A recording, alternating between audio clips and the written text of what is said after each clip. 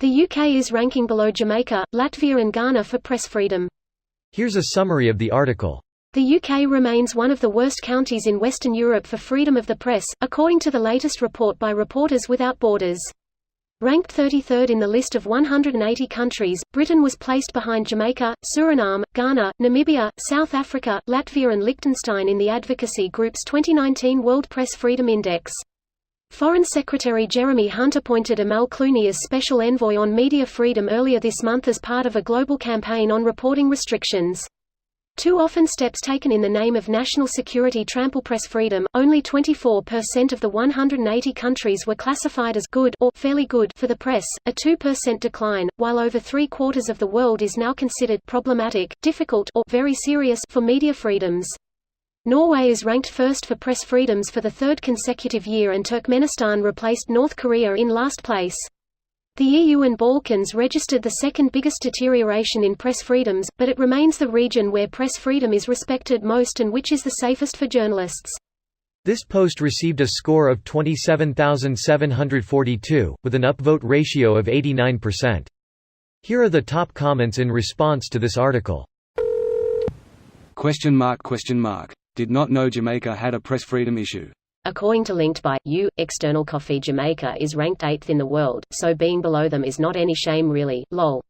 Turkmenistan finished below North fucking Korea. Goddamn, the Turkmen government controls all media and the few internet users are able to access only a highly censored version of the internet.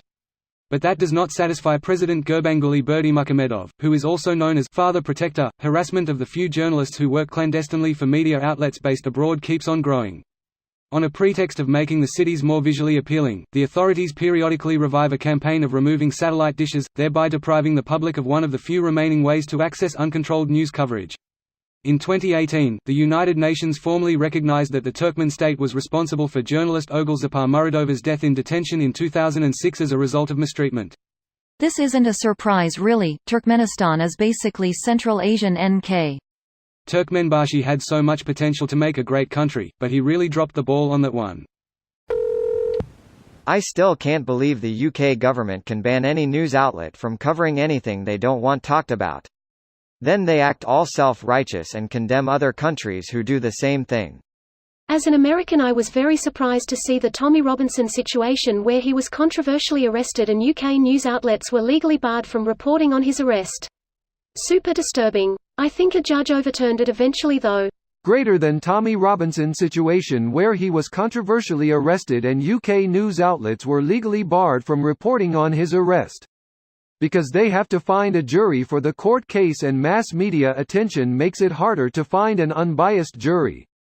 The OJ effect. The issue with OJ was that they weren't allowed to use his psychotic car chase.